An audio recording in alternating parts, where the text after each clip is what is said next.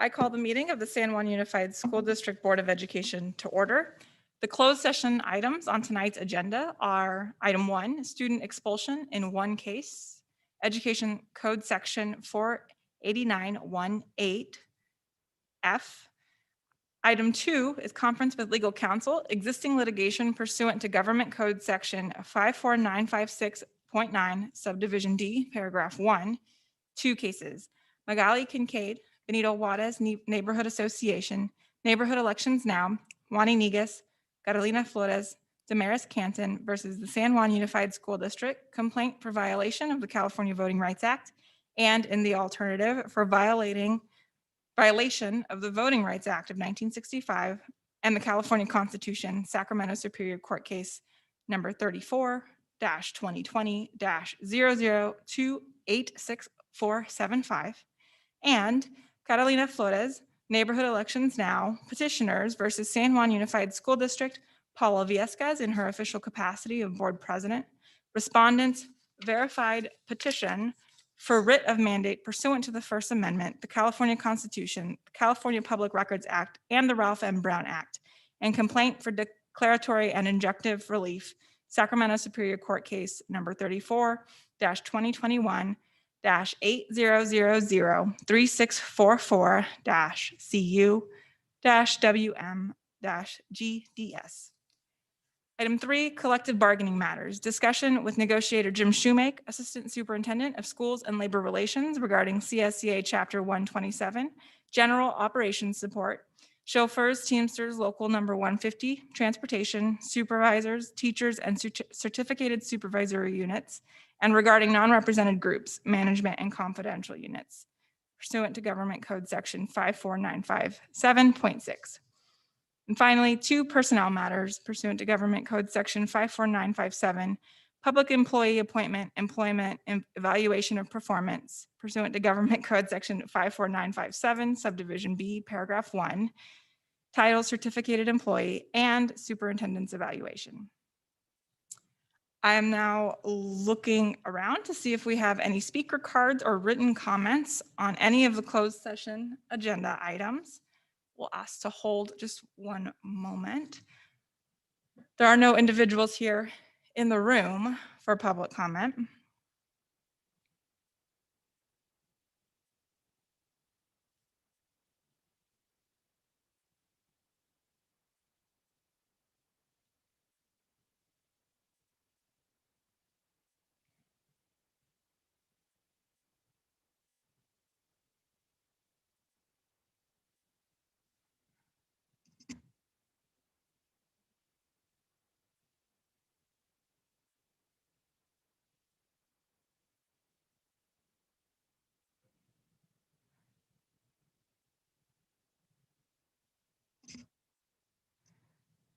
And we've confirmed that there are no written comments that have been submitted on any of the closed session items.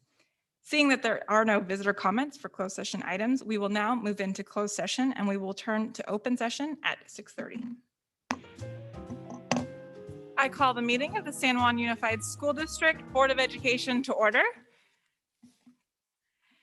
Board meetings are now being held in person. It's lovely to see you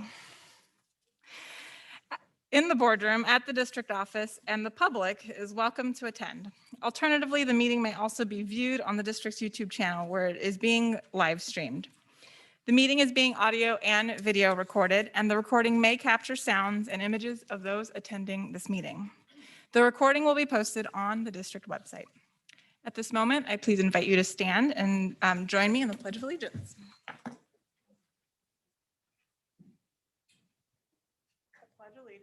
To the flag of the United States of America and to the republic for which it stands, one nation, under God, indivisible, with liberty and justice for all.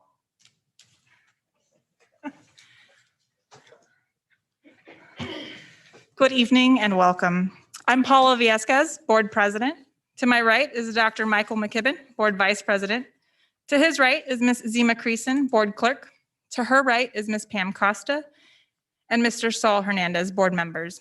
To my left is Superintendent Kent Kern, and to his left is Board Administrative Assistant Stephanie Cunningham. Before we begin, I'd like to review the two methods that are available to offer public comment for tonight's meeting.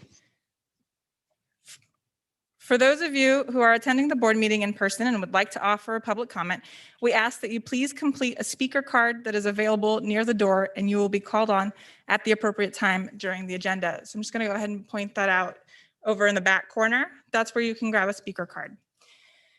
The second option is to submit a public comment online using the comment form located on the district website at www.sanjuan.edu/board-meeting. If you wish to submit a public comment on more than one agenda item, please submit a separate form for each item on which you are commenting. Comments received by 6 p.m. today have already been shared with all board members. Comments received after 6 p.m. tonight, including those submitted during the meeting, may be read during the meeting depending on time restrictions. Comments may only be submitted on an agenda item up until the time that agenda item has been discussed. Please note that all public comments are subject to a 2-minute limit or approximately 1,500 characters. With that, we are now at item D, approval of the minutes. Are there any corrections to the minutes? Is there a motion to approve the minutes for June 8th? It's been moved by Ms. Costa. Is there a second?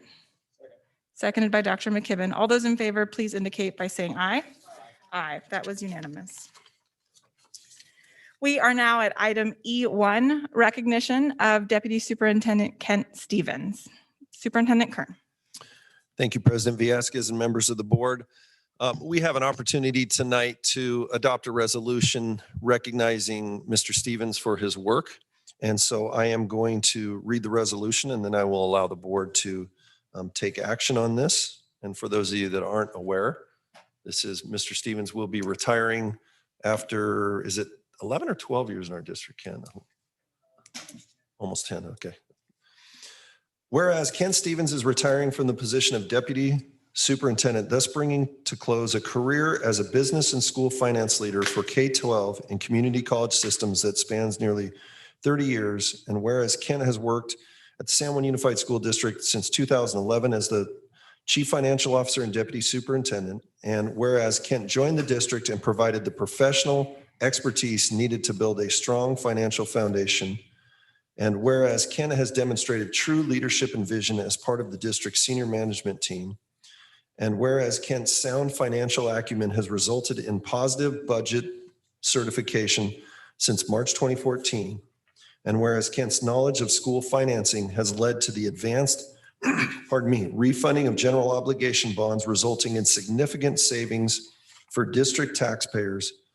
And whereas during his service to the San Juan Unified School District, Kent has developed strong relationships that build trust and confidence among key stakeholders in the community at large, including his leadership on numerous district committees. And whereas Kent's advice, counsel, and leadership to the superintendent and the San Juan Unified Board of Education has resulted in the district being better able to provide for the needs of its students and community. And whereas after serving as an outstanding and distinguished leader for nearly 10 years in the San Juan Unified School District, Kent Stevens will retire on June 30, 2021.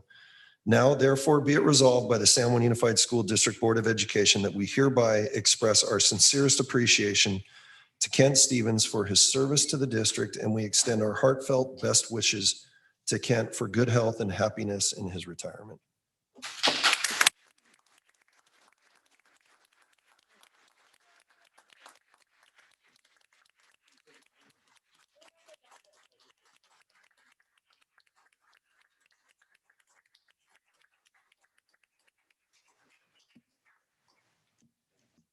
Is there a motion to adopt resolution number A406 recognizing Kent Stevens?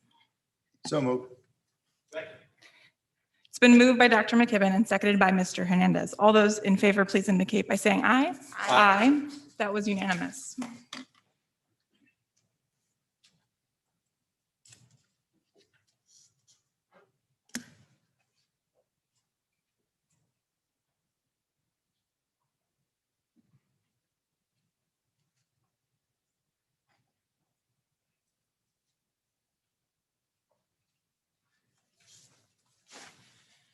Now that it's officially adopted, one more round of applause. Thank you very much.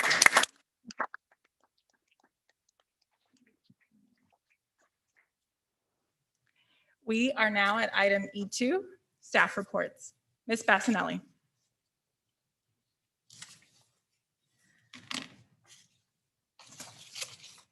Good evening, President Villescaz, members of the board, Superintendent Kern, and Ms. Cunningham.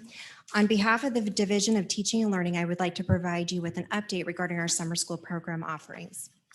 At the high school level, we just recently concluded our extended year intercession pilot at 4 of our high schools, which served 210 students who were improving grades or completing courses.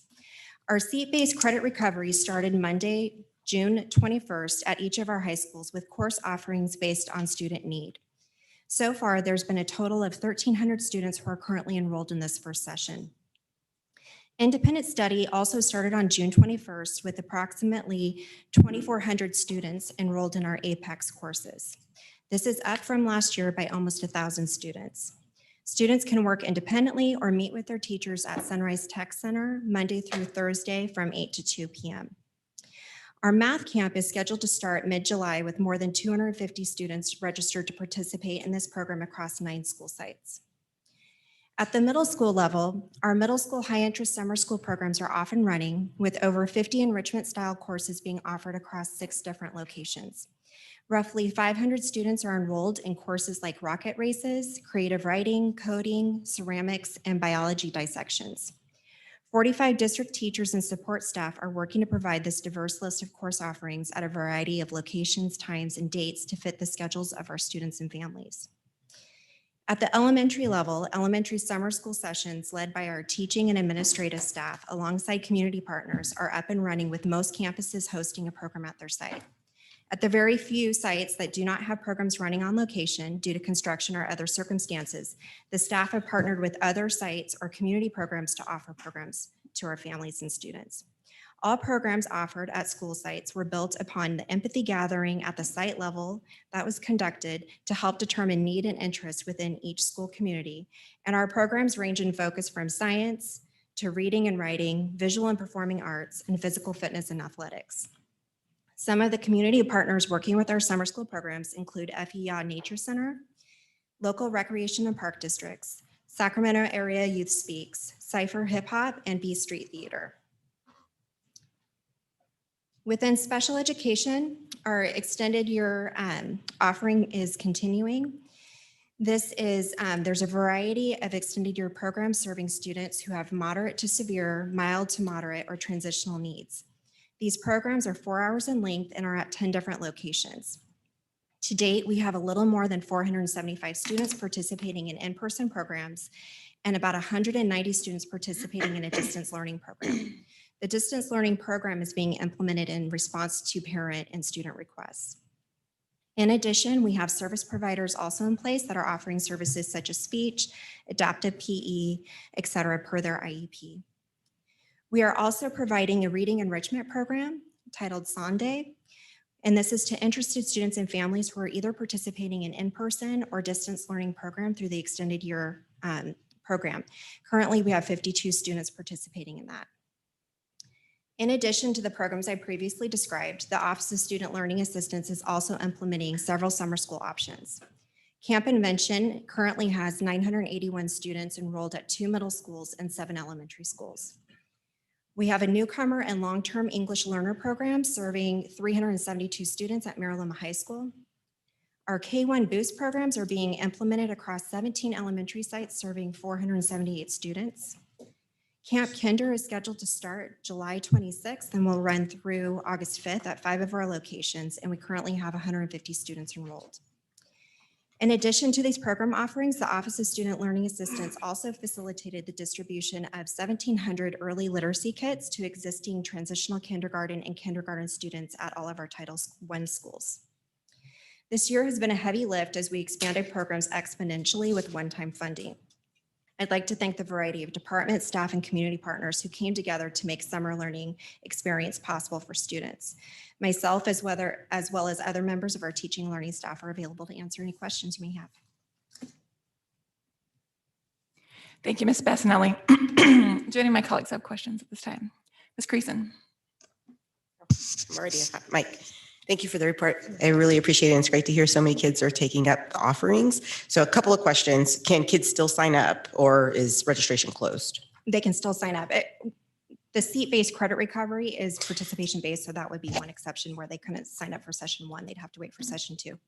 Got it. And then I know we got some questions. I know that there's we're doing some on-site services and there is the distance learning by request. So I guess the question is, has any family or student been turned away that wanted in-person support? Did they not get it? Like, did they get turned around? To my knowledge, no. Great. That's it. Thank you. Any other questions? Mr. Hernandez? Just a quick comment. The superintendent and I had the opportunity to go to Will Rogers and to see their summer school programs, and it was phenomenal. The programs were being offered there. It seems like it's based on interest on these kids and what they had a Lego engineering class, they had a bike class, they had a mechanics class. I mean, it was very outstanding. So kudos to our program. Thank you. Thank you. Seeing no further comments or questions at this time, thank you very much for the staff Thank you. report. At this time, we are now at item E3, Board Appointed District Committees, and we have 2 reports tonight. First, we will hear from Bond Oversight Committee Chair, Mr. Timothy Slate.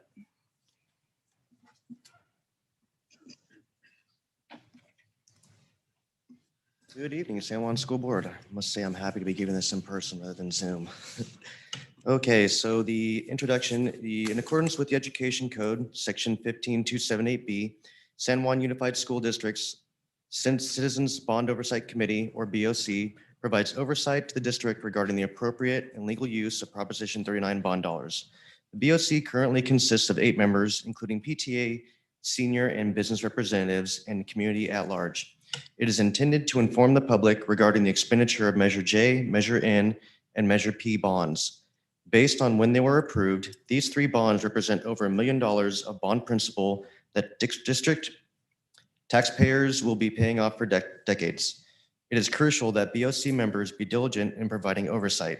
The committee meets roughly quarterly to review projects and costs and annually to review independent financial and performance audits of those bond dollars. This annual review will cover roughly the 2020 through 2021 fiscal year, with most time being spent on 2020 summer construction season and review the BOC meetings held during the last year. The summer construction season, the major facility projects completed for this school year include Del Paso Manor Elementary new campus, Winterstein and Little John site modification projects, Cottage Elementary new classroom wing, Deterting Elementary new portable classrooms, and wrapping up of Del Campo CTE and Casa Robles student union buildings. In the past, the Bond Oversight Committee had the opportunity of visiting sites during or after construction, including Bella Vista, Del Campo, and Dyer Kelly. These site visits are important, and the BOC hopes they continue once the state reopens, which is now. Bond financing. The district has continued to employ a modified hybrid pay-as-you-go process to fund many of its school projects. This has allowed the district to save over $150 million on interest costs. By limiting bond sales and repaying debt quickly after a year or 2, the interest rates are at least 50% less than if the bonds were sold or paid off over a typical 25 to 30 year period. These BOC meetings. The Citizens Oversight Committee has met 3 times in the last year. On June 2nd, 2020, on March 10th, 2021, and on June 17th, 2021. Beyond routine construction updates, the most substantial agenda item presented or discussed at these 2 meetings was the annual release of the financial and performance audits covering the 2019 through 2020 fiscal year. Performance and financial audits. Gilbert CPAs conducted the performance audit review and found the district in compliance regarding the spending of bond dollars under measures J, N, and P. The internal controls of the district are sound and total expenditures match audited financial statements. The bond funds were spent appropriately on construction and modernization of school buildings and not on staff salaries and administration costs unrelated to the bond itself. The financial audit, also done by Gilbert CPAs, showed no irregularities. During its 60-year history, San Juan Unified has only placed 4 facility bonds before voters. The district prioritizes campus modernization based on age of buildings and student enrollment figures using its facilities master plan. Conclusion: there are various ways to analyze the effectiveness of state and local bonds, but 3 criteria stand out. Number 1, projects funded by the bond need to last the length of it so students continue to benefit while parents pay off the interest. 2, the projects funded should benefit the majority of students at the school. 3, the projects funded should be prioritized based on the age and amount of district general fund routine maintenance done on each campus. San Juan Unified fully meets these criteria and continues to modernize efficiently. Thank you for your report. You're welcome. Do any of my colleagues have questions for Mr. Slate? Ms. Creason? Mr. Slate, thank you for the report. And I just want to thank you. I know that you're a parent in the district and you have a job and you still somehow find time to carry this very heavy, heavy lift that's so incredibly important. So I just wanted to publicly thank you for all that you've done for the district, and also just want to open the door if there's anything the board could do to support you in your work in the committee. We're here to do that. Thank you. Thank you as well for the comprehensive report and for your time. Appreciate having you this evening in person. Thank you. Next, we will hear from LCAP PAC Chair, Mr. Tom Nelson.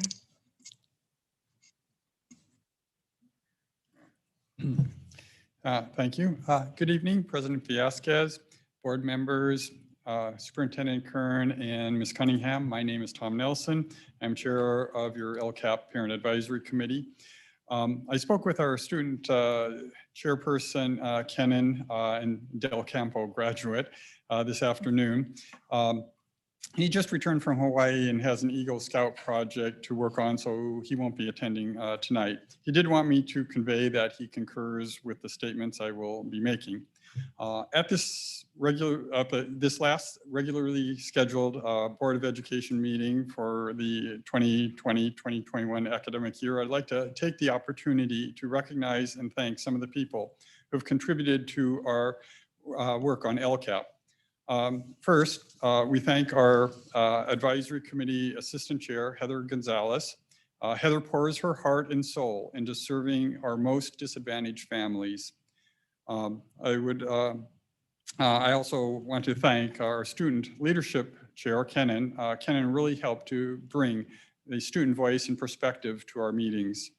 A big thank you is owed to our staff support personnel. John Tornatori valiantly and courageously stepped into a very difficult position at a very difficult time. John took leadership when our advisory committee should have been halfway through the annual LCAP development process. In reality, very little LCAP work had been done through December, so John had to do almost all the work of an entire year in only about 5 months. I would also like to acknowledge a predecessor to John, LCAP Director Adam Ibrahim, who did the work to build the board's strategic framework and the 4 focus area goals of LCAP, which that formed the bedrock of for our 3-year LCAP, which our committee based its work on for this past year. Our LCAP specialist, Laura Mulder, has been great. She was the constant of staff support that provided a foundation of consistency. Our recognition goes to our board liaisons, Paula Viasquez and Dr. McKibben, as well as other board members of the school board. Their support and availability on guidance and direction for our committee's work is greatly appreciated. Last but not least, we owe a debt of gratitude to the community members, the parents and students of our advisory committee. Several of them gave me assistance and support in being able to facilitate our work this year. So whatever success our LCAP leadership team has had, it is because of the support of our members who volunteered their time, their talent, their skills, and expertise toward continuous improvement for the education of our kids. Thank you, and I invite any questions. Thank you, Mr. Nelson. Do any of my colleagues have comments or questions at this time? Mr. Hernandez. Mr. Nelson, just want to thank you for your report. Appreciate your time and your longtime service in your role. Thank you. Thank you. It's been an honor, and I myself personally have gained a lot through the experience. Thank you. I want to echo my thanks to you directly. Thank you for your time and everything that you've put into this, and then as well to the committee. It's a really big lift. It takes a lot of work and transitioning in and out of meeting formats, etc. It's been a rough go the last year, so thanks for keeping it moving along, and thank you for your report. Thank you very much. With that, we are now at item E4, employee organizations. We will at this time hear from President of the San Juan Teachers Association, Mr. Bill Simmons.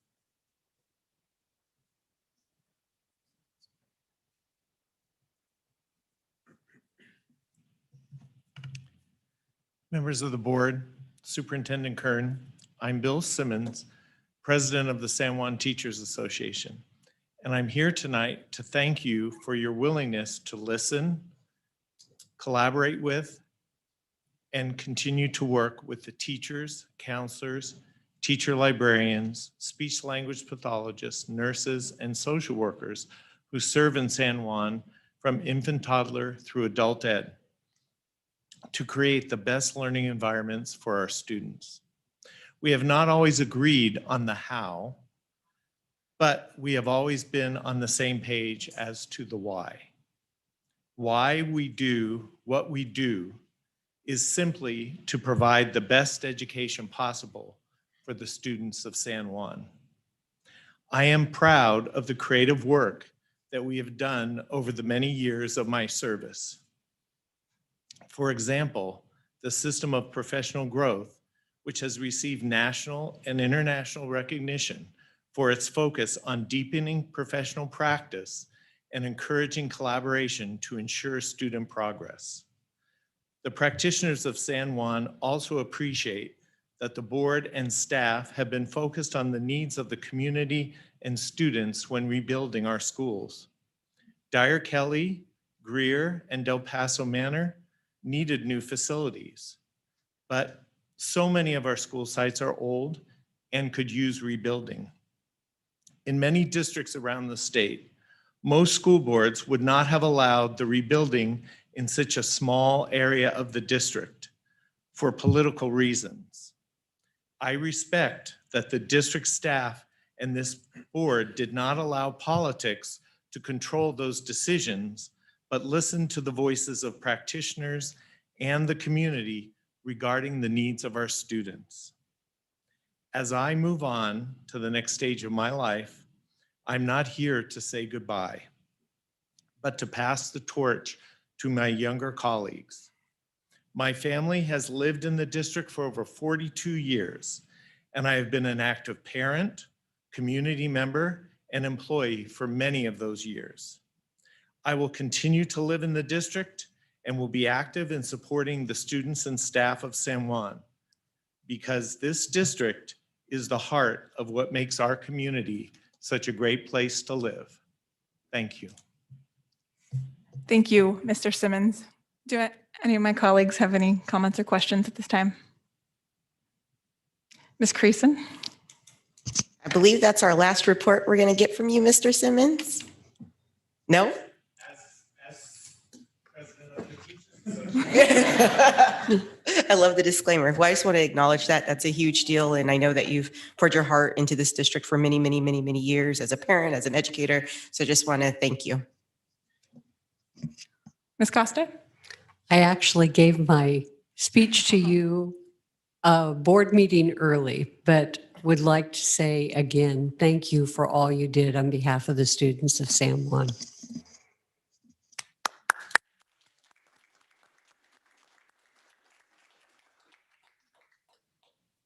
Thank you, Mr. Simmons, for your final report as SJTA president. It sounds like we might hear more of you as a constituent and resident.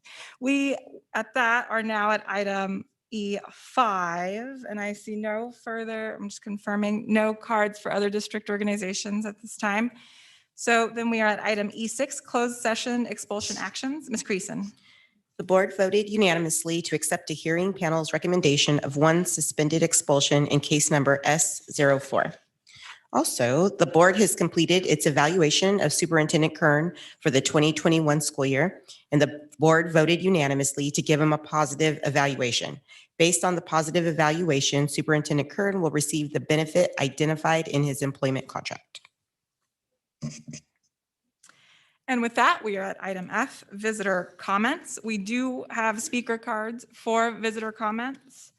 We'll go in the order with which they've been received. And I'll just say, everyone, appreciate patience in advance as we get used to doing this again in person. I received order number 1 is, or our first person is Miss Maria Grijalva, followed by Marina Gable, who will be on deck. Miss Grijalva, are you with us? There we go. I do have just one quick reminder. Apologies. I'd like to remind the public that comments are limited to 2 minutes. The clock on the screen counts down the time. Under the Ralph M. Brown Act, the board is not allowed to comment on items that are not on the agenda, so we're not ignoring your comments. We just can't respond to any individual comments. The superintendent can refer items to staff who will follow up with you. Ms. Grijalva, please begin your 2 minutes when you're ready. And the screen gonna turn on? I believe we're back to our clock up here in the corner. So it'll start to Okay. beep as it gets towards the end of your time.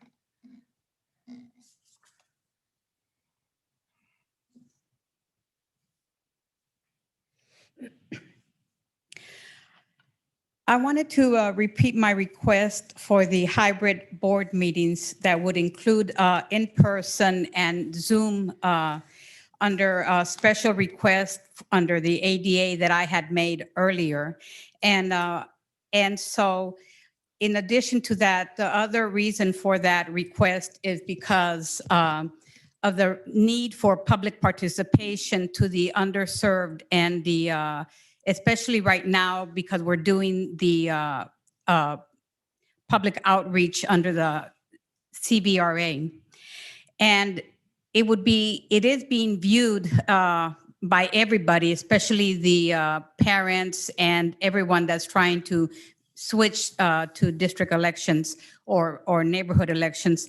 It is being viewed as a bad faith effort for you to suddenly drop the Zoom meetings. And so I hope you see that in the light that we're seeing it. And also, I hope it's very clear that we expect the maps to have 7 districts. There's no reason that we would want to see maps that only have 5 districts because we have a very prominent Latino district. And there's no reason we would want to see a map that excludes my gente, mi gente, okay? So my people need our own neighborhood, our own representative up there. And so please do not show us any maps that only have 5 districts. It must have 7 districts because otherwise you're disregarding our presence in the community. Thank you so much for this opportunity to speak. Next up, we have Marina Gable, and then on deck is Mr. Juan Iniguez.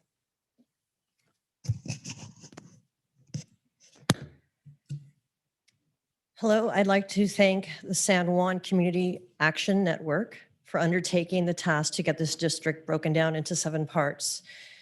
We will have 7 people sitting up there representing each part of our district. I implore you to please sign their petition so this will get done.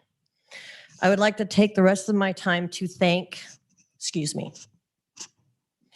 I would like to thank all the parents, students, and community members in the San Juan School District for all they have endured prior to COVID and now due to the people sitting behind me. The recall effort is underway. Our voices will not be silenced. They are united. Children have lost a year and a half of real education. Each of us has our own story on why this recall endeavor will be successful. I'm going to share my story with you tonight. At the beginning of the school year, like many of you, I had to take time off from work to be with my son for school. I found out he was assigned to a teacher that had only been at the school for 1 year. I contacted the principal. I said he should be in the classroom with a teacher he's known from TK, who's been there for 19 years. She explained the policy. In the first 3 weeks of school, there has to be a reason to transfer. Well, thank goodness for policies and Zoom.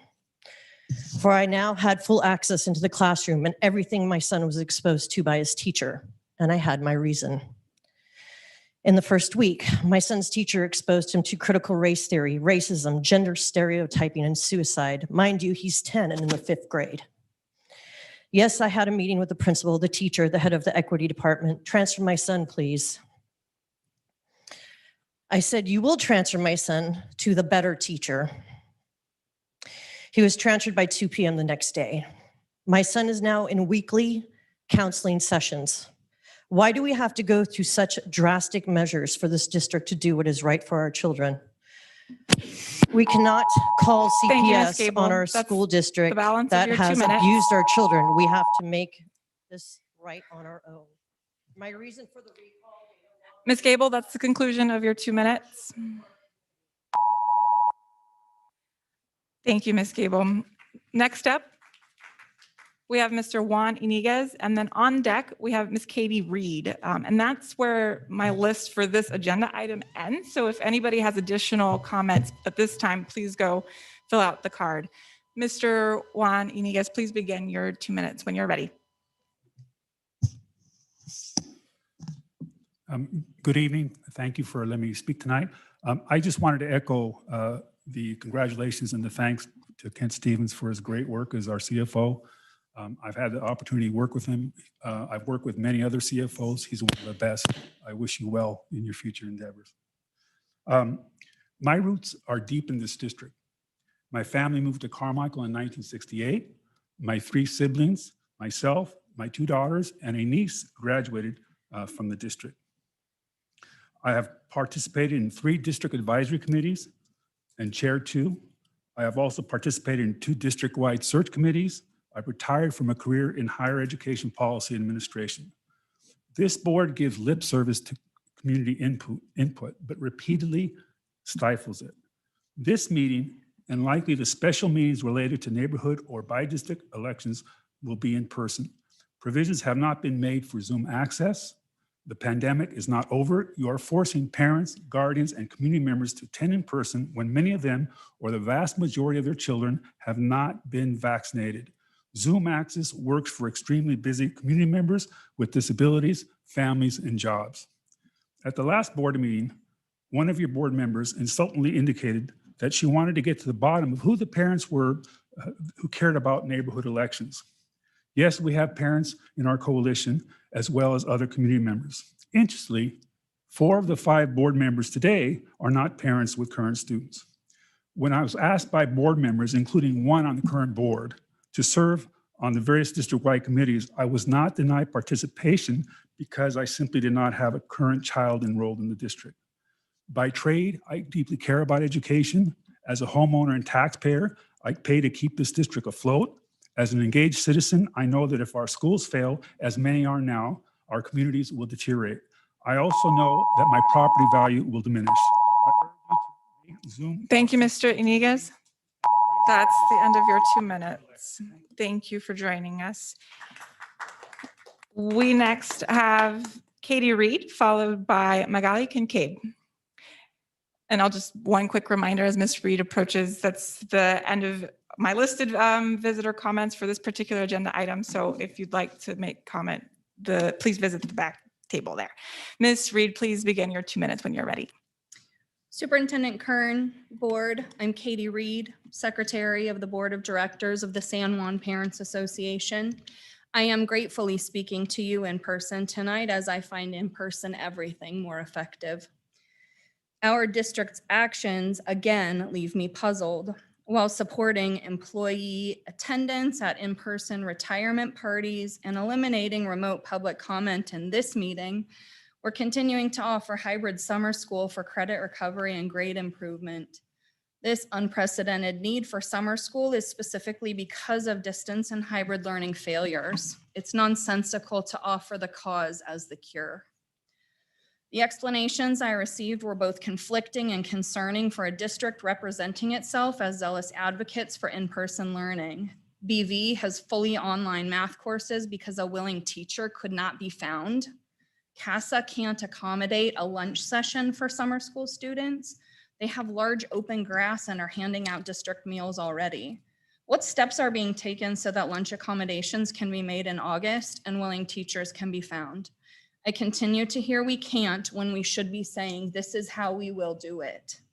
Another response was that there's no state minimum to in-person hours for remedial summer school.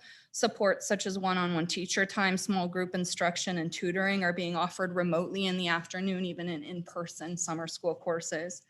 Those services can be offered in person. Because we don't have to is not an acceptable response to why aren't we? What's magical about fall? Our students need as much as possible, as soon as possible. What's the difference between this boardroom and a classroom? What's the difference between a retirement party and a graduation celebration? San Juan is treating similar situations differently based on what the adults want instead of what the kids need. Thank you.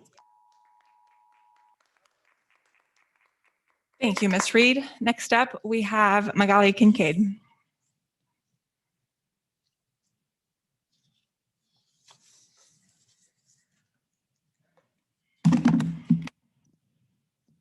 Hello, my name is Magali Kincaid, and I'm a mother of 3 children, all enrolled at San Juan Unified. As you can imagine, having 3 children keeps me pretty busy. I rely heavily on our school district to share information openly, often, and provide a myriad of ways to engage me and other busy working parents like me. So you can imagine my shock and disappointment when the district, many of whom are not current parents of students at San Juan Unified, eliminated the Zoom option. Zoom was unique in that it allowed parents to not only watch the meeting, but also provide live public comment. If parents and students of San Juan are a priority, like the district says they are, then the district must expand on the methods of communication and engagement, not restrict. The district's excuse to delay implementation of trustee areas was because the district wanted community input. But by removing Zoom participation, which enabled so many parents to engage and participate, you actually silence community input and voice. Despite what the governor has said, we are still in a pandemic. Only 44% of Sac County is vaccinated. You are putting my children's health at risk. My youngest kids are not vaccinated, and they can't be vaccinated yet. You're placing many families' health at risk by removing their ability to speak with you and the public from the safety of their homes. Finally, for community engagement to be successful, the district must meet parents where they are, not where and when it is convenient for the district. The district must also translate all of the agendas, the agenda packets, and especially the trustee area transition timelines, the presentations, the documents. School is out for the summer, and the district must be creative and use its reach for successful engagement. And you can start by reinstating Zoom as an option. Thank you.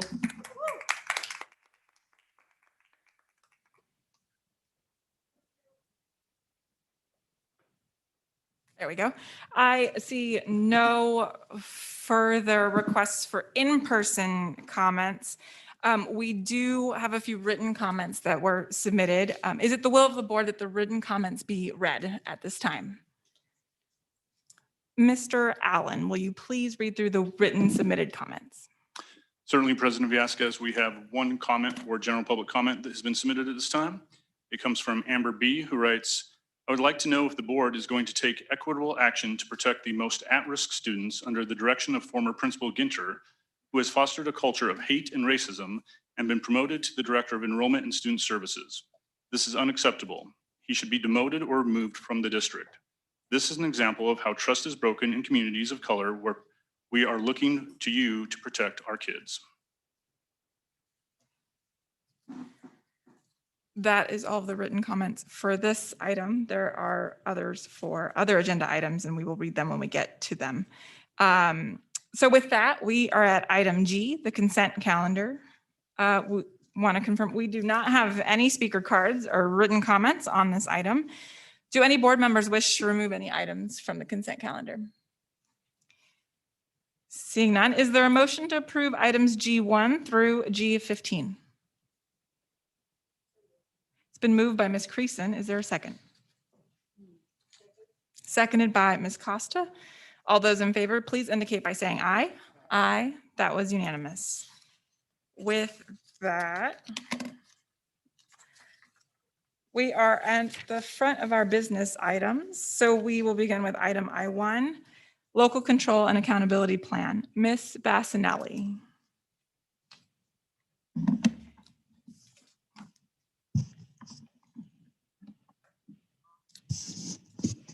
Good evening, President Villescaz, board members, Superintendent Kern, and Ms. Cunningham. Tonight, Dr. Tornatore and I are presenting our district's 2021-24 Local Control Accountability Plan for action. This plan was presented and discussed previously at our board meeting on June 8th, 2021, and based on the discussion and questions asked at the previous board meeting, Dr. Tornatore and I would like to share with you some additional background information related to the development of the LCAP, including the role and engagement of the LCAP Parent Advisory Committee.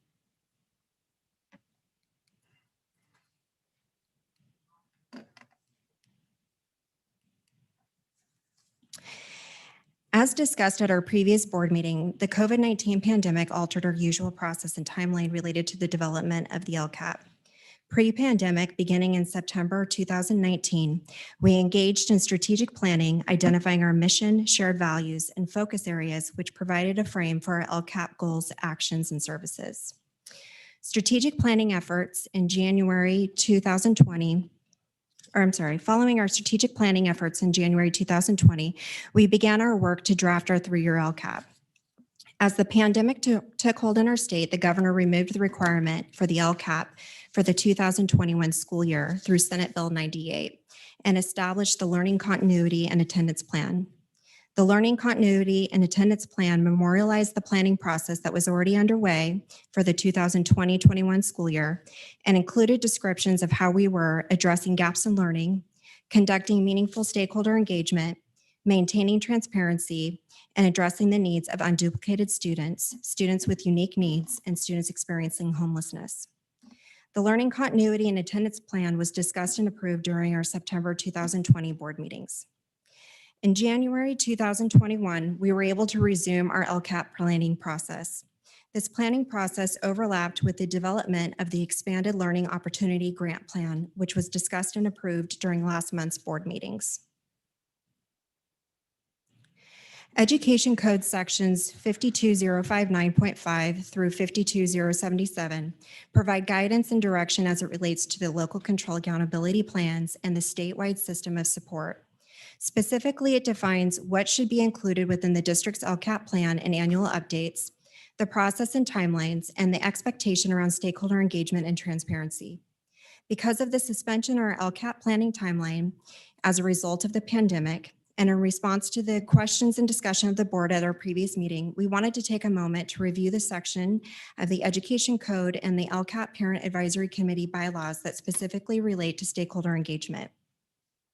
As you can see in this slide here, the superintendent of the school district shall present the local control and accountability plan or annual update to the local control accountability to the Parent Advisory Committee established pursuant to section 52063 for review and comment. The superintendent of the school district shall respond in writing to comments received from the Parent Advisory Committee. In addition to the LCAP PAC being provided the opportunity for review and comment, the District English Learner Advisory Committee is also presented with the plan for review and comment. The comments and questions are then collected and from both committees so that the superintendent may respond. These questions and the superintendent's responses are included in attachment F of your board packet. Shifting from Education Code to the LCAP PAC committee bylaws. The charge of the committee is to serve the board in an advisory capacity pertaining to the development, monitoring, and revision of the LCAP, with the final authority lying with the Board of Education.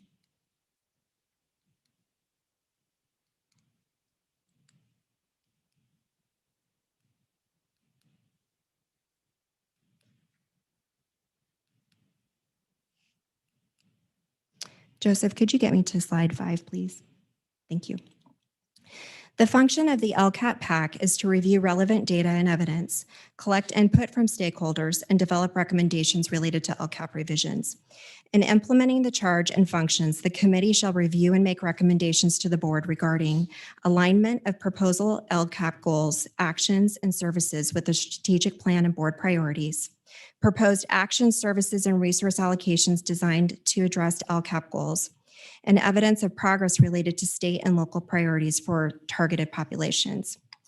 I'd like to now invite Dr. Tornatore to the microphone so that he can provide more of a background related to the engagement of the LCAP PAC committee as well as other stakeholders.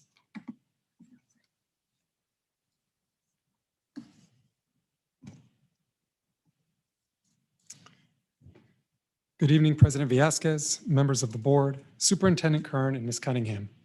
This evening, I'm going to provide an overview of the co-planning process that was used to create our LCAP PAC meeting agendas and items, how stakeholder input is reflected in our LCAP, and our plan for how we intend to engage and recruit stakeholders to join the LCAP PAC for the 2021-22 school year.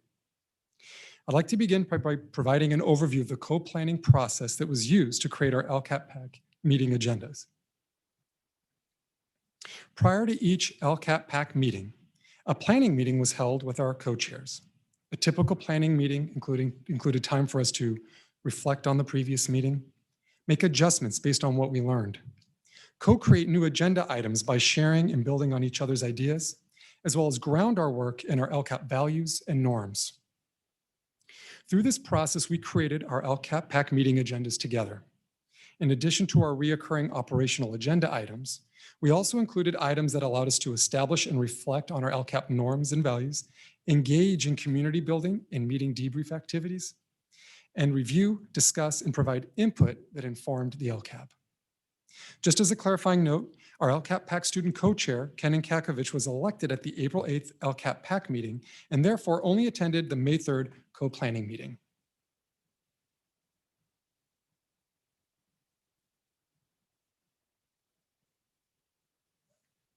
COVID-19 resulted in LCAP work being placed on hold from April through December of 2020. After guidance was provided by the California Department of Education, we resumed work on the 2021-24 LCAP in January using a strategy that allowed us to build on the work we did last year, reflect on what we learned this year, and refine our LCAP actions for the 2021-24 LCAP.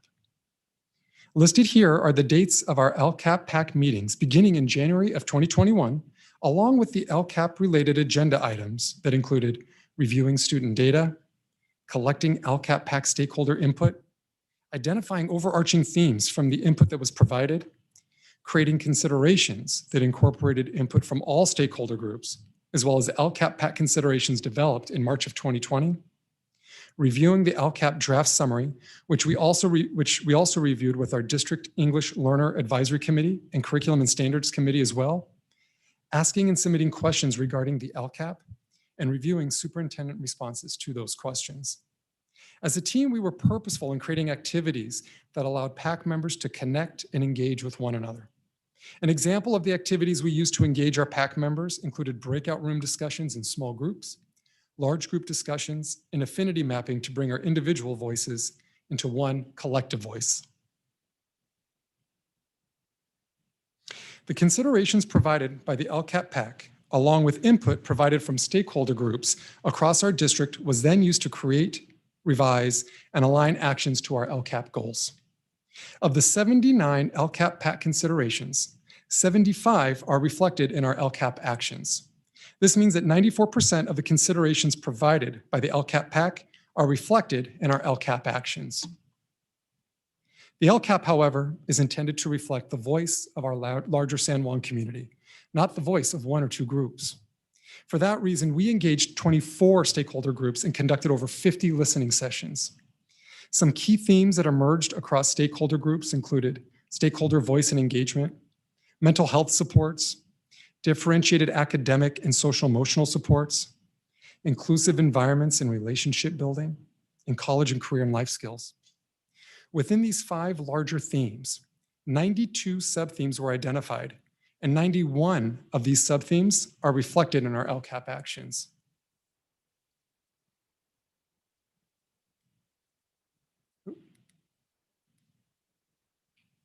Finally, at our last LCAP PAC meeting on June 3rd, 2021, a motion was made and approved to postpone the elections of our 2021-22 LCAP PAC co-chairs. The intent behind this decision was to allow sufficient time to fill open committee positions, include new members in leadership decisions, and create a potentially larger pool of candidates for leadership positions. Our plan to recruit LCAP PAC members will include recruitment at the site level, as well as partnering with our FACE, Equity, English Learner and Multicultural Education, and Student Support Services departments to engage additional stakeholder groups. LCAP PAC members will also be asked to assist in the recruitment of new members. For example, we will be providing recruitment flyers for distribution, which includes an invitation to students, parents, guardians, and community members to join the LCAP PAC, a description of the LCAP PAC's purpose and member commitment, and a brief description of the LCAP. Additionally, postings will be made using the district's website, Facebook, Twitter, and Instagram accounts. So President Villescaz, this concludes our presentation, and we are happy to answer any questions from the board. Thank you both for the presentations. We do not have any speaker cards or written comments on this item. So I'll turn it to my colleagues for any questions or comments on the presentation at this time. Ms. Creason. Thank you for the packet. It was a lot to go through, and it did address a whole lot that came up at the last meeting. So I'm not going to rehash all that, but I guess the question I have, and I just want it really on the record, I mean, based on what I saw, the questions that came that the superintendent had to respond to in writing those questions came from the group having access to the full plan. Is that correct? So after our last meeting, we realized there was some concern about whether or not the draft LCAP in using the School Board of Education template was provided. So what we did is we sought input and guidance from the California Department of Education. And based on that guidance, we shared the LCAP in that form with our LCAP PAC and DLAC members to provide additional comment as well. Ms. Creason, I think though there were questions that were generated before that as the group were working through, as you know, in the meetings, as they had conversations, and I think Tom could probably speak to this too, because, I think he was a part of helping support the question development. Either individual members could develop questions. Tom, you probably had some questions from people as well. That list was generated, and that's when we went back out and said, okay, let's give them another opportunity to create more questions. Correct. So the initial questions were based off of attachment E, the draft plan. Mm-hmm. And then we, as Dr. Tornatore just explained, we then pushed out the plan in its full template via email and collected some additional questions, which are being updated on the superintendent's responses. So is it safe to say, I mean, based on my reading and from the presentations, it seems that the PAC is in a good spot with the draft plan. Would you agree with that assessment? I would agree that they have reviewed the plan in its full.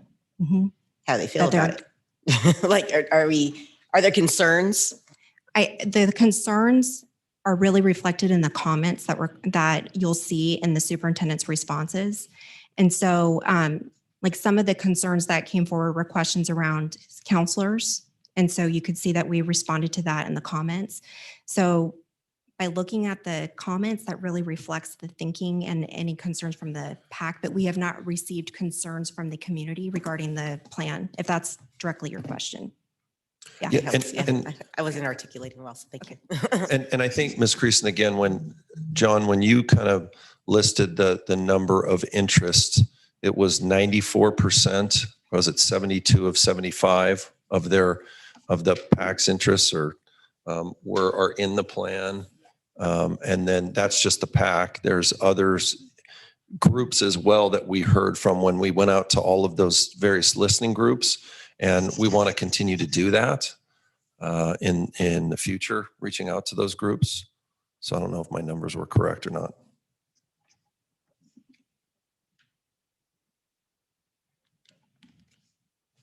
Any further questions or comments from my colleagues?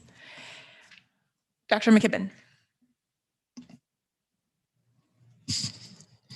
So you mentioned that there were 24 different stakeholder groups. I believe it was 14 pages of the LCAP now reflect those kinds of things. I want to congratulate you on that. I don't think that we've ever had that level of feedback that we had in this time. And in particular, the number of students that I see, the number of students that responded to surveys was 17,000 students. Was that the number? Based off of the stakeholder input we collected, the student voice represented 66% of the stakeholder input that we collected, of the stakeholder input that we engaged over since January through March. Okay. I'm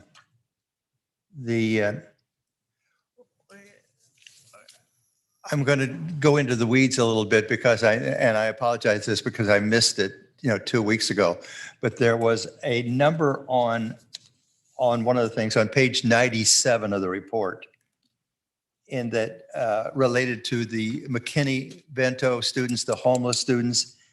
And I think I quoted, the district lost approximately 1,000 McKinney-Vento homeless students due to distance learning. And I did not, can somebody help me understand that, page 97, Ms. Basmanelli? And I'm sorry about that one, but that one just jumped out at me, and I'm really sorry that I missed it before. But I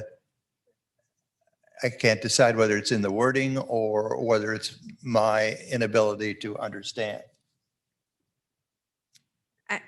For some reason, I don't have that in my packet. Is that something that I can respond to you later on? Okay. It's under challenges. And it's the first, second, third, fourth, fifth, looks like 6 bullet down. And it talks about the number of McKinney-Vento students due to distance learning.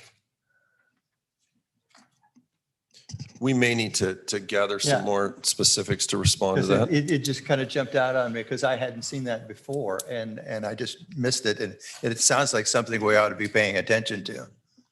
One of the other, and actually it was just 3 pages later, the notion of because of distance learning, the group home counselors, the group home leaders for those who were living in group homes, particularly foster youth, it was left to the group home people to assist the foster youth people. And I think it says, we're unable to get the students to sign in. That might, the learning loss, it sounds like that's something that if we ever have to go back into this sort of thing, that sounds like something that has to be looked at and solved. Correct. The outreach and supporting students inside their homes, particularly for our vulnerable populations, would be an area of focus and emphasis. Should we have to go back into distance learning? Okay. Just those 2 things struck me as I was rereading this and reading things that I may have missed before and so forth. But they were bothersome. But congratulations, the level of feedback that you have. I mean, literally dozens and dozens of pages of feedback from people talking about and the number of concerns that were reached well above 90% in each case is, I think, the best that we've done on any of the LCAPs, and I've been around a few of these over the time. Congratulations. Thank you. Any further questions or comments?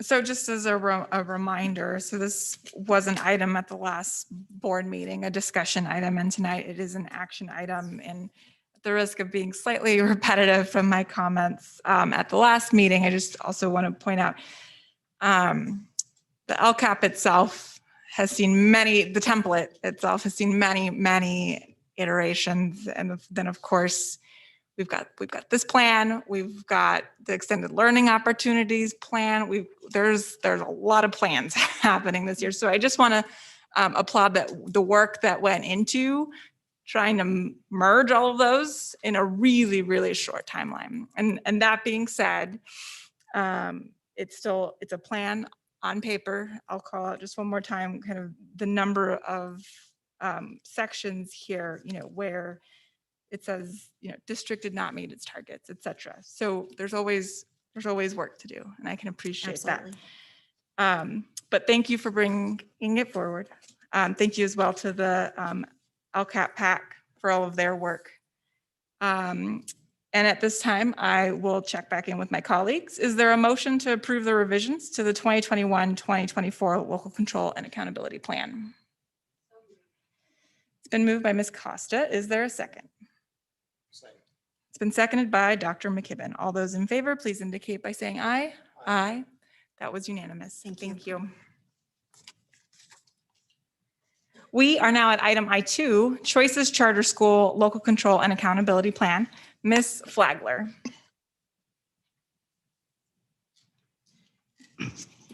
Good evening, President Villescaz, members of the board, Superintendent Kern, and Ms. Cunningham.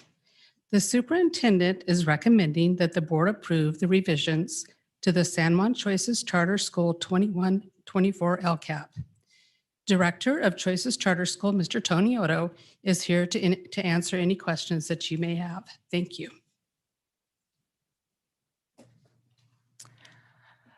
Thank you. Do my colleagues have any questions or comments at this time? Just as another reminder, this was a discussion item at our last meeting, and we appreciated the presentation that took place at that meeting. I also just want to take one moment to say thank you, Ms. Flagler, for all of your service, and we wish you well in your next chapter. This is an evening of goodbyes. Yes. Actually, before I call for a vote, I do need to check real quick as we get back into the hang of things. Are there any, I also see no speaker cards or for written comment on this item. So is there a motion to approve the revisions to the Choices Charter School 2021-2024 Local Control and Accountability Plan? It's been moved by Mr. Hernandez. Is there a second? Seconded by Ms. Costa. All those in favor, please indicate by saying aye. Aye. Thank you both. Thank you, Ms. Flagler. We are now at item I3, California Voting Rights Act update. Ms. Simlick. Thank you and good evening, President Villescaz, board members, Superintendent Kern, Ms. Cunningham. As you recall, at the last board meeting on June 8th, Attorney Michelle Cannon presented an update on the California Voting Rights Act process. Since that time, however, Governor Newsom has executed Executive Order N08-21. Within that order, the governor advised that the prior Executive Order of N4820, which was adopted back in April of 2020, and which also paused the CVRA process, would remain in place through June 30th, at which time it would expire. Based on this information, the CVRA timelines have been updated. That document of the timelines is in the board packet, and I'll just go through it briefly. The district will resume the CVRA process at a special meeting on July 1st, 2021. That meeting will be the pre-map hearing number 2, and the district's demographer will present, and the board will discuss both map criteria and increasing the board from 5 to 7 members.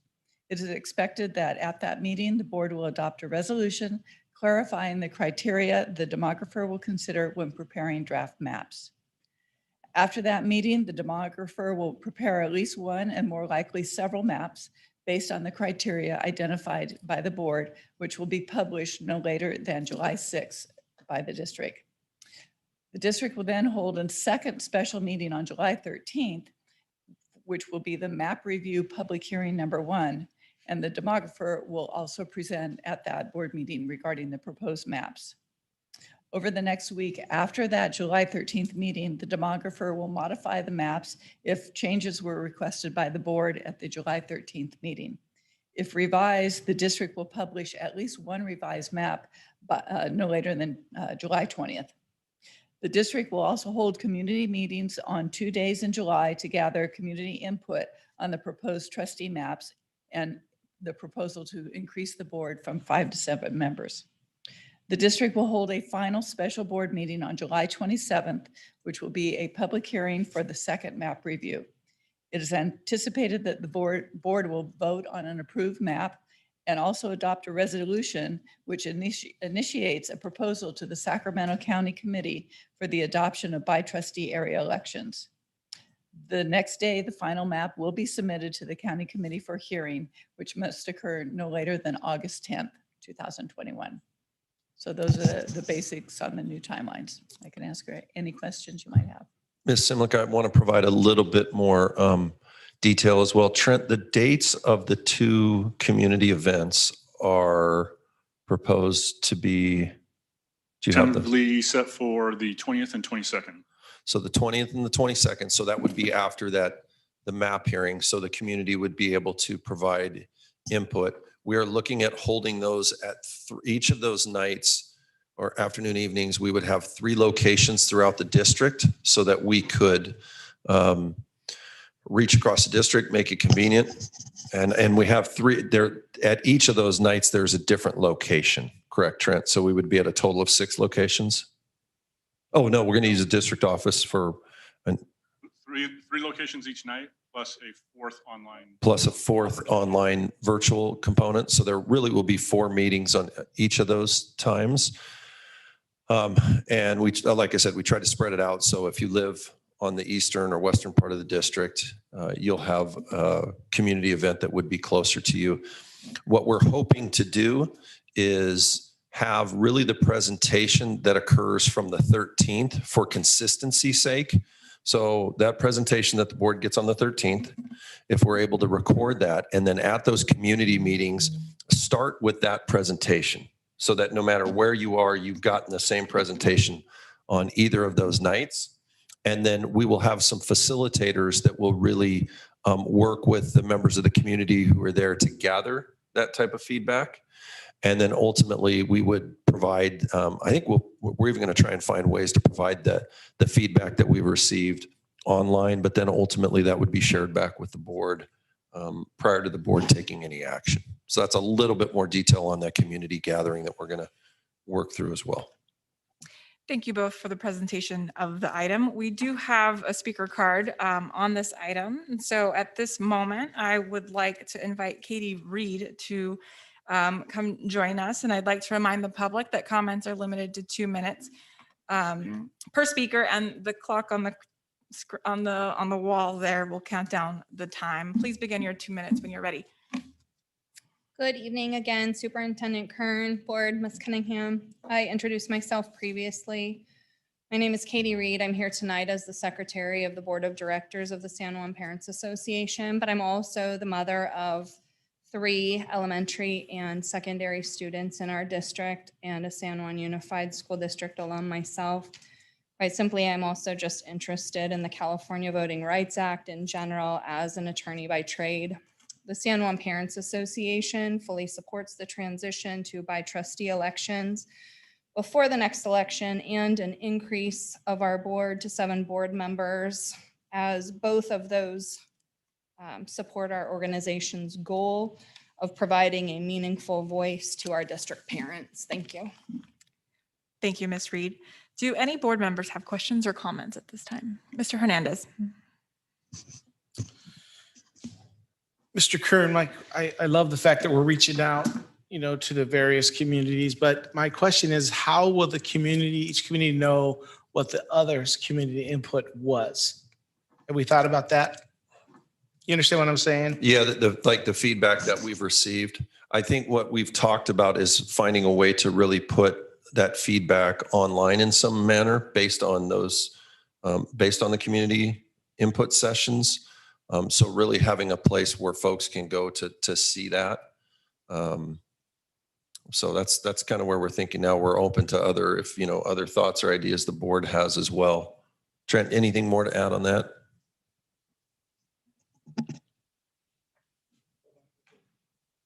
Ms. Creason? I know that the dates keep changing because of orders and we're not at that end date yet, but as soon as it makes sense, and I know that this is already a commitment, but as soon as it makes sense to start getting the word out, that we do it often and like all over the place. And I don't even know, is there even a way for school sites to get out to their individual lists, or is it district only? Like, is there any way that, because I mean, we know that families engage with school sites, but I'm not sure at this juncture and that a communication can come from that level. Yeah, I mean, we can blast out every way possible. I think we could probably try and put a header on each of the school websites. Trent, any additional thinking you're doing around that as well? So it is a little difficult to do school-based communication over the summer just because you have students and families in transition between school sites, grade levels, and then it just gets a little bit messier. And when you're talking about a district-wide content subject area, that power of having that school-level messaging loses a little bit of its oomph as well.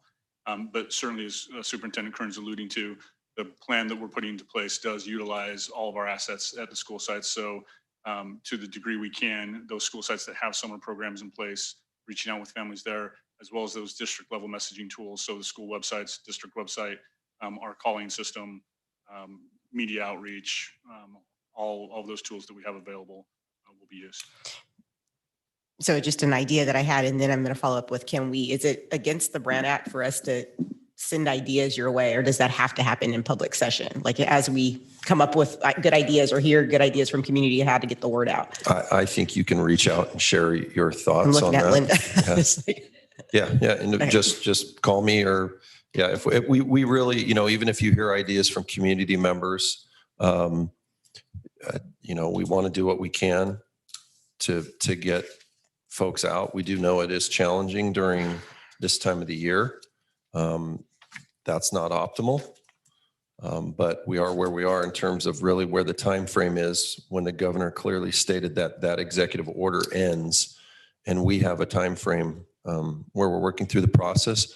But again, if there are ideas that other folks have, love to hear them. okay, I just want to make sure I wasn't breaking any rules, and you bring up a good point. If we have to, we have a date and the clock ticking, we have to do it. We don't have a choice. Just an idea I had too is if we can somehow get the word out during lunch distributions, just an idea.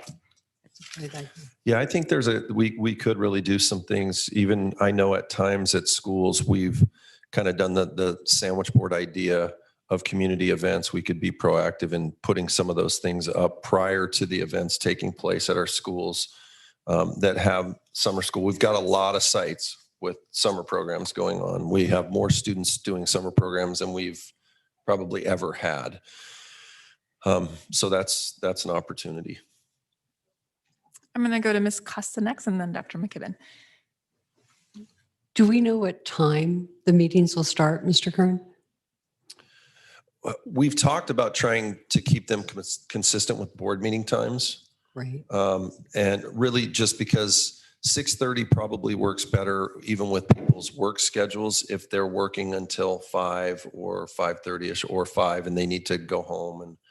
And so we've tried for consistency's sake, that's our thinking right now. Thank you. Dr. McKibben. In terms of using media outlets and so forth, I think it's fairly important that we remember that 80% of the people who live in San Juan District do not have students currently in schools. So using things like the messenger papers and the views and things like that, I think it's important to do that. There are also various kinds of small group media things, like, for example, I know in Orangeville there are 2 or 3 different kinds of people who do outreach on these sort of things, and we ought to be contacting those kinds of folks too, because indeed the community members as well as those who have kids in schools are very important to this process, and we ought to make a real effort to try to reach them too.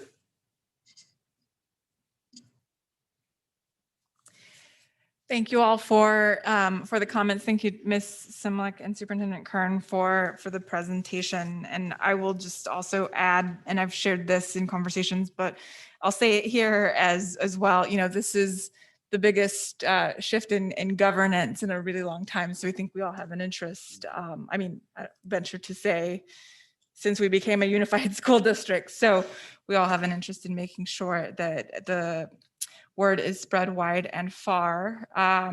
It was previously discussed, but I'll also just take the opportunity to remind folks that the timeline is not entirely dictated by us. So it's very quick, but we're under certain time constraints that are legal considerations that we can't move, unfortunately. So thank you for the update. And with that, we are at item I4, adoption of the 2021-2022 budget. Mr. Stevens. Thank you, President Vasquez, board members, Superintendent Kern, and Ms. Cunningham. I would like to recognize, where are you going, Laura? Laura is my administrative assistant, and she helps tremendously in this budget development and doing a lot of administrative tasks. And I just want to thank her publicly. Thank you, Laura. We also have Phil Dodelau, who is our Director of Fiscal Services, and Barbara Gross, who is a Manager of Fiscal Services. And I think you all know that this is Phil's final board meeting as well, unless she becomes an activist, which she said she may. I don't know. Okay. So I want to thank them publicly too, in their leadership in all of our finances, but particularly with the budget process. So tonight, the superintendent is recommending that the board adopt the proposed 2021-22 budget, including the education projection account, spending plans, and the district and Choices Charter School for the district, and the only dependent charter school which we still have, which is Choices. The excess reserves in the ending fund balance, and also approve the revisions to the current year budget 2020-2021.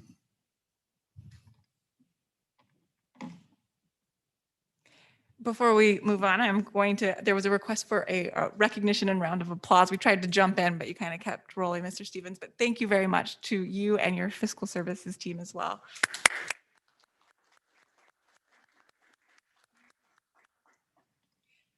We look forward to seeing you, Ms. Doldelau, as an activist, as has been committed. With that, thank you for bringing forward the item. I'm triple checking with Mr. Allen, but I do not see any speaker cards or written comments on this item at this time. This was an item that was brought forward to us at the last meeting as a discussion item, and it's now here before us as an action item. Are there any questions or comments at this time from my colleagues? Okay. Your mic's off. Thank you. This is, again, 7 straight positive certified budgets. It's a remarkable achievement. I think the congratulations go around to a lot of people, including the governing board, for that, and the leadership that we've had from the superintendent and the superintendent's cabinet as well. So thank you. Is there a motion to adopt the proposed 2021-2022 budget, including the education protection account, spending plans for the district and Choices Charter School, the excess reserves in the ending fund balance, and the district staffing standards, and approve the revisions to the 2020-2021 budget? Second. It's been moved by Ms. Creason and seconded by Dr. McKibben. All those in favor, please indicate by saying aye. Aye. That was unanimous. Thank you, Mr. Stevens. Thank you. We are now at item I5, accountability dashboard, local indicators. Ms. Green and Ms. Schnapp. Good evening, President Vasquez, Superintendent Kern, members of the board, and Ms. Cunningham. The superintendent is recommending the board receive a report on the measurement of progress for the 6 local indicators related to the accountability dashboard. Districts are required to present the local measures data at the same time that the LCAP is presented for approval. This information will be included on the California dashboard for the required local indicators. Susan Green, Director of AEP, will share information on these 6 indicators. But before she presents, I would like to honor and acknowledge Susan, as she is also retiring at the end of this month, and this will be her last presentation.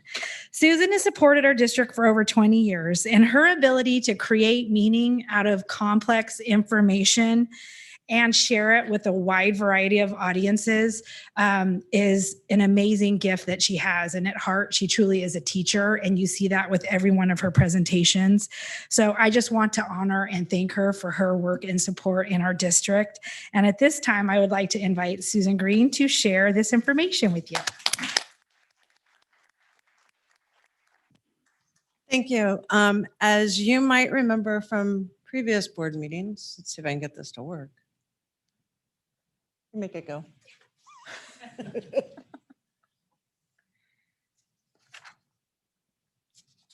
There it goes. Go to the next one. As you might remember from other board meetings on the dashboard, there are actually 2 kinds of indicators on the California dashboard. There are state indicators, which the state actually creates and populates for us, and there's local indicators, which are the district are required to measure, and then we actually post the information to the dashboard.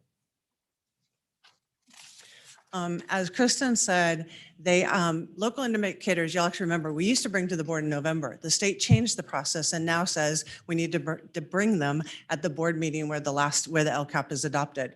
Local indicators are a little interesting. What you actually do is you actually report that the data as prescribed by the state, and it's different for each indicator. And then basically you say if you met the goal or not. But the goal is just that you reported the data to the board and you posted it to the dashboard. It's not how well you did. And I always say that because it's one of the strangest things that we do in education, but that's what it means in this case. So with that said, I'm going to go through the local indicators that we have to report on the board. First one is basic services, which is basically the Williams Compliance Act, if you think about it. You actually got all of this information as part of the school accountability report cards, which you approved in January of this year, and the instructional material sufficiency resolution that you approved in September of this year. So for the dashboard narrative, what you will see is in terms of teacher misassignments, we had 0%. Students without access to standards aligned material was 0%, and facilities that do not meet the good repair status was 0%. So that's positive across the board. So we met our indicator. Area 2 is standards implementation. And for this indicator, the district actually used the state reflection tool to determine our current levels. And you'll see the rubric down below at the bottom. In areas of professional development, the district is at a level 4, which is full implementation for ELA, ELD, and math, and a level 3 initial implementation for science and social studies. In terms of instructional materials aligned to standards, we're at a level 5 for ELA, ELD, and social studies, level 4 for math, and level 3 for science. For policy and programs to support instructions like collaborative time, focused classroom walkthroughs, teacher pairing, et cetera, we're at a level 4 full implementation for ELD and ELA and math, and level 3 initial implementation for science and social studies. For other subject areas, which include CTE, health, PE, visual and performing arts, and world language, we're at a level 4. And then the last area was around engaging teachers and administrators in identifying professional development needs of teachers and providing support for teachers on standards they have not yet mastered. And we are currently at level 4. For parent engagement, the state actually now requires the use of a self-reflection tool with a diverse set of parents from throughout the district.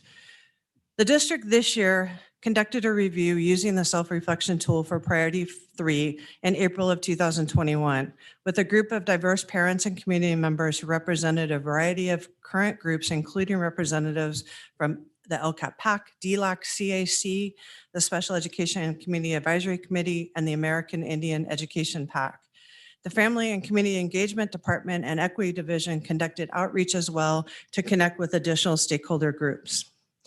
A range of school sites and communities from across San Juan district boundaries were represented with only 11 community members participating. While the district acknowledges that this group was small, those that participated did represent a good cross-section of the district, and the views of the group are aligned with what other data we've collected during the school year.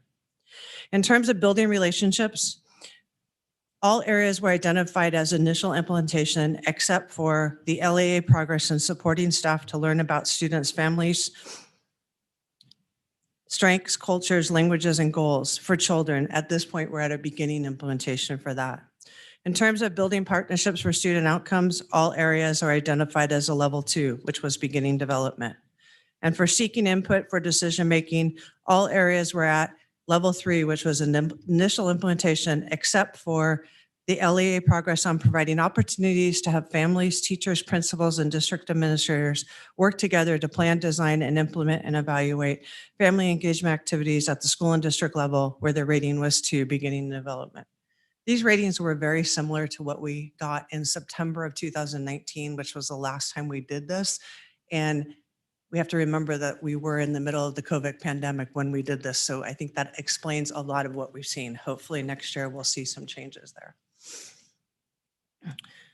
The school climate survey indicator that the state requires says that the district must administer a survey to students every 2 years. San Juan administered the survey in January and February of 2020, right before COVID-19 pandemic hit, and we had about 17,000 responses from students in grades 4 through 12. The district did administer the same survey again this May, but we only had 4,700 responses, which was only about 26% of what we received in 2020. Due to the low response rate in the 2021 survey, we are reporting the results for the 2022 survey here, which is in alignment with what the state allows for us to do. All of the district and student survey reports for all years have been already posted on the district and school website, so they are available for them. In terms of school safety, we had about 83.7% of the students had a positive response, which meant they agreed or strongly agreed to all the statements that were presented to them. In terms of student connectedness through meaningful participation, 68.7% of the students had a positive response. In the area of student connectedness through high expectations and caring relationships, it was 77.8%. And finally, for school culture, 67.7% of the students had a positive response. The last indicator is on broad course of study. When looking at the broad course of study indicator, the district measures this by looking at both student enrollment and grades throughout the year. And you will see the results for the different groups depending on what grade levels we're talking about. For the 2020-21 school year, the greatest barrier of the COVID pandemic was the COVID pandemic and its effect on instruction and limited course time. When looking at the 2019 and 2020 school year prior to COVID, the greatest barriers to students receiving a full course of study is the time during the school day. Ensuring students have access to core instruction which addresses grade level content often has to be balanced to meet the needs of some students for additional support in language arts, math, English, and English language development. You will see in our LCAP actions that are focused on increasing access to rigorous standards-aligned coursework for students in traditionally underperforming groups, along with quality interventions for students who need additional support. So lastly, the question is, as of today, this is what we know about the dashboard. We don't really know if it's going to be published in December 2021 or not, but by law, we have to present this tonight. What we are hearing right now is at minimum, or at maximum, what most likely will be reported is the local measures and the district demographics. But we are still awaiting final legislation of exactly what will be populated. And with that, the presentation is concluded and we can answer any questions if you have them. Thank you, Ms. Schnapp and Ms. Green. I'm going to do a quick check, but I do not believe that we have any speaker comments on this item, nor do we have any written comments. Do any board members have questions or comments at this time? Ms. Costa. I just want to thank you so much for responding to my questions about this particular item, but I really want to thank you for all the years when you have answered questions from the most picayunish to the most complex with such grace and such willingness, and always with humor, but always with an attempt to have understanding. And you have made such a difference. So thank you for all the years in San Juan. I really appreciate it. Any other questions or comments? Thank you, Ms. Green. Oh, Dr. McKibben. I think I saw something move out of the corner of my eye. I'm still getting used to in person. Your mic. Your mic. I must have pushed it off. I wanted to, what was said earlier about you being a teacher of us, along with explaining the things and having an understanding of the curriculum, and then also being able to crunch the numbers and do the data and that sort of thing, is a rare combination you found in few people, and you will be missed and hard to replace. Thank you. Thank you for your service, Ms. Green. We appreciate you.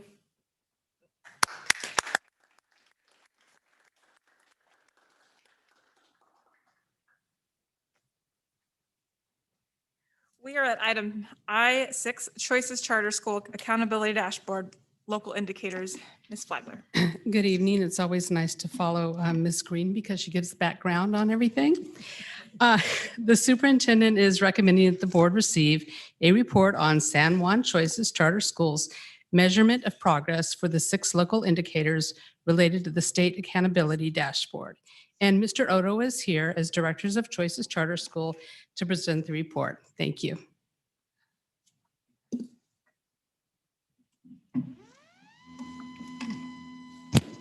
Didn't know it did this. President Viascas, members of the board, Superintendent Kern, Ms. Cunningham. I am Tony Odo from Choices Charter School, and I am not retiring at the end of this year. You wish you were? Yes, I do. I want to thank you for hearing me this evening. Next, there it goes. Okay. So our first indicator, I won't go through any more of the background, but our basic services are met through the use of high quality teachers of record, a continually updated online curriculum, and facilities maintained by the district. And I want to thank you very much for that. So our performance level is met on that indicator.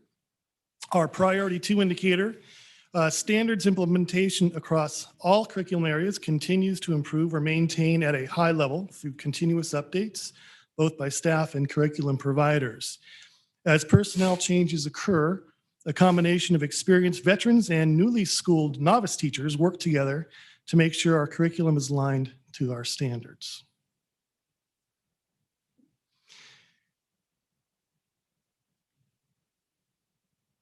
There we go. Okay. Indicator 3, our parent engagement was particularly challenging this past year with the campus closure, but our annual survey tells us that we are using outreach very effectively. Choices has been doing parent surveys for many, many years as part of our internal assessments, and we always generally receive very high marks across the board. Some of our key findings: a large majority of parents feel that they know how and have the opportunity to engage in the decision-making process at Choices. And 100% of respondents feel Choices provides a positive educational experience. With about 270 students this year, our response rate at the beginning of every school year is generally around 40 to 50%. And we did meet that goal as well this year. So we're happy to get as much feedback as we can. Our next priority, which we met again, is climate. A vast majority of students feel that they are safe and that the staff is caring and responsive to their needs, and that their education program is more personalized since enrolling at Choices. Many students who self-identify as having anxiety reported decrease in their anxiety levels since enrolling at Choices. So that's a goal that we've been working on for a couple of years now. And our final priority, indicator 5, high-level courses, including AP and honors classes, have been increasing over the last several years. Any student who shows interest may enroll, and teachers often encourage kids who may not be considered traditional honors or AP students. Choices ensures all students, including those in high-level courses, have access to whatever materials they need to be successful.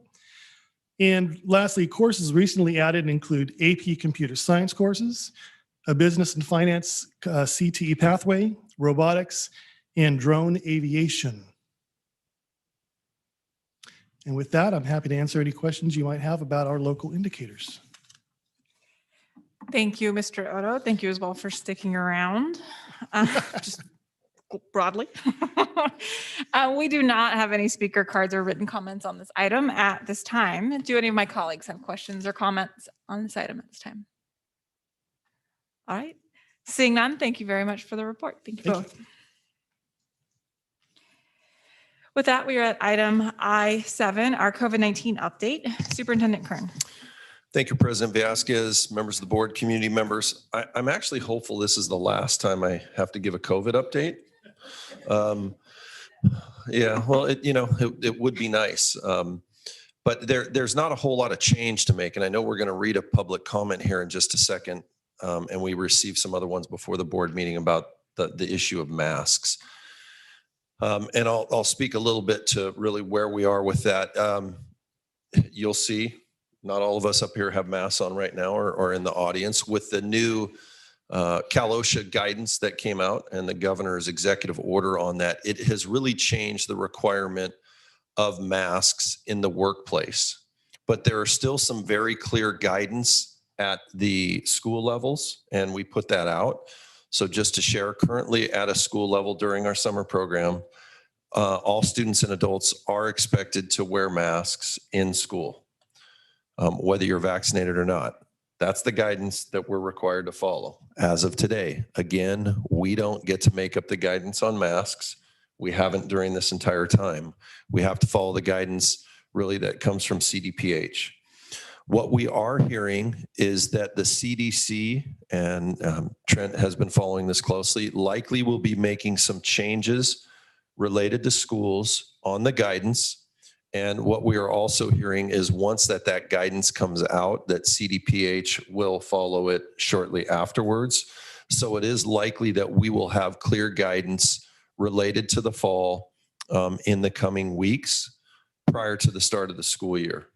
I think one of the things that has been heard at both the national and the state level is sometimes the timing of when they've made these changes has created some really difficult challenges for schools.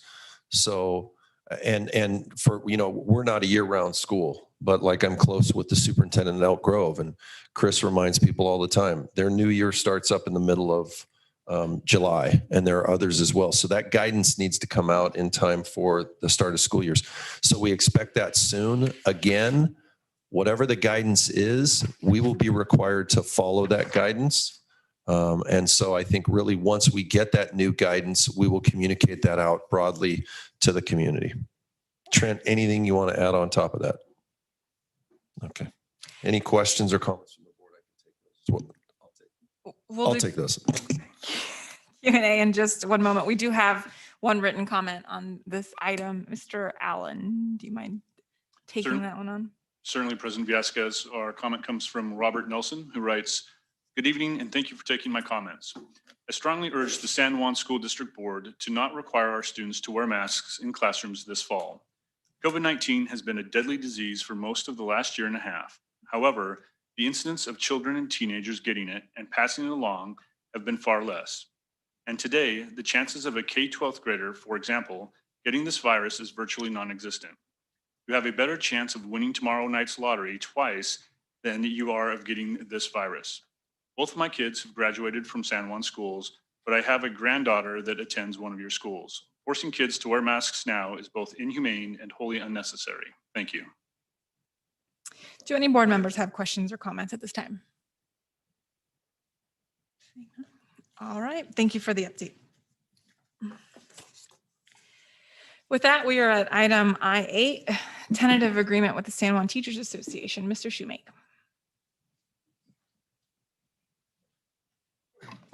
See, Tony was up here. I gotta. We'll wait. One last comical event here. Good evening, President Vasquez, board members, Superintendent Kern, and Ms. Cunningham.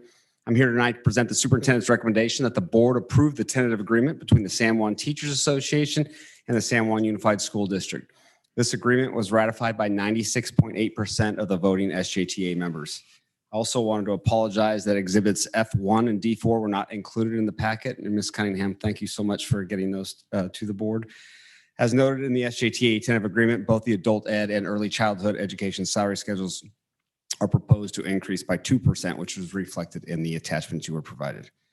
I'd also like to state for the minutes that the one-time off-schedule payment will not increase employees' base compensation. This is an action item, and I'm happy to answer any questions if needed.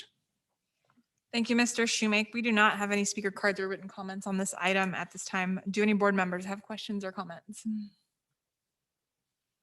Seeing none, at the last board meeting, this was a discussion item, and tonight it is an action item. Is there a motion to adopt the tentative agreement between the San Juan Teachers Association and the San Juan Unified School District? It's been moved by Ms. Costa and seconded by Mr. Hernandez. All those in favor, please indicate by saying aye. Aye, that was unanimous. We're at item I9, salary schedule adjustments and one-time off-schedule payment for SJAA, cabinet, confidential, and unrepresented groups. Mr. Shoemake. Yes, good evening. I'm also here tonight to present the superintendent's recommendation to approve salary schedule adjustment and one-time off-schedule payments for San Juan Administrators Association, cabinet, confidential, and unrepresented groups. I'd like to state for the minutes that this one-time off-schedule payment will not increase employees' base compensation. This is an action item. At this time, I can answer any questions if needed. Thank you, Mr. Shoemake. We do not have any speaker cards or written comments on this item at this time. Do any board members have questions or comments? And as a reminder, this was a discussion item at the last board meeting, and tonight it is an action item. Is there a motion to approve the salary schedule adjustments and one-time off-schedule payment for SJAA, cabinet, confidential group, and unrepresented specialists? It's been moved by Dr. McKibben and seconded by Ms. Creason. All those in favor, please indicate by saying aye. Aye. That was unanimous. We are at item I10, tentative agreement with the San Juan Professional Educators Coalition. Mr. Shoemake. Yes, as you stated, I'm also here tonight to present the tentative agreement between the San Juan Professional Educators Coalition and the San Juan Unified School District. This agreement is intended to be ratified by the voting SJPEC members prior to board action on July 1st. At this time, I'm happy to answer any questions if needed. Thank you, Mr. Shoemake. We do not have any speaker cards or written comments on this item. Are there any questions or comments from my colleagues? Seeing none, this will come back for us for action on July 1st. We are now at item I11, tentative agreement with the Teamsters Union Local Number 150. Mr. Shoemake. Yes, I'm also here tonight to present the tentative agreement between the Teamsters Union Local 150 and the San Juan Unified School District. This agreement is intended to be ratified by the voting Teamsters members prior to board action on July 1st. At this time, I'm happy to answer any questions if needed. Thank you, Mr. Shoemake. We do not have any speaker cards or written comments at this time. Do any of my colleagues have questions or comments? Seeing none, this item will come back for action on July 1st. We are at item I12, tentative agreements with the San Juan Supervisors Association. Mr. Shoemake. Sure. And lastly, I'm here tonight to present the tentative agreement between the San Juan Supervisors Association and the San Juan Unified School District. This agreement was ratified by 83% of the voting SJSA members and is supported by cabinet and by the superintendent and his cabinet. And at this time, I'm happy to answer any questions if needed. Thank you, Mr. Shoemake. We do not have any speaker cards or written comments on this at this time. Do any of my colleagues have questions or comments? I will just take one moment, since we're at the end of your items, to publicly say thank you. You're not retiring, but you are moving on. I don't think this is the last time we will see you, but I wanted to congratulate you. Thank you. And say thank you for all your work on this. Thank you. Can I make, don't go yet, Jim. So, we kind of work through these things quickly here, but I think what sometimes people don't see is that there's probably hundreds of hours that have gone into these agreements. You've been in a very, very challenging job at times for a number of years. And I just want to say how much I appreciate you, how much I'm proud of you. I'm so excited about your promotion to the superintendent in rescue. I look forward to still interacting with you often, but you have done great work in this job over the years, and we're going to miss you. There's a lot of folks we're going to miss tonight. And I even appreciate just your willingness to continue to stay on, and your replacement sitting in the back row, and you're going to work with Daniel too, and we're excited about that. And so there's a certain haircut, obviously, you have to have to be in labor relations in San Juan Prerequisite. Unified. You So- lose your hair. You haven't had it for a long time now. All right. So Jim, but I just, thank you. I've so enjoyed, you and I pretty much came in the district at the same time, and it's just been a blessing to work with you. So thanks, Jim. Thank you.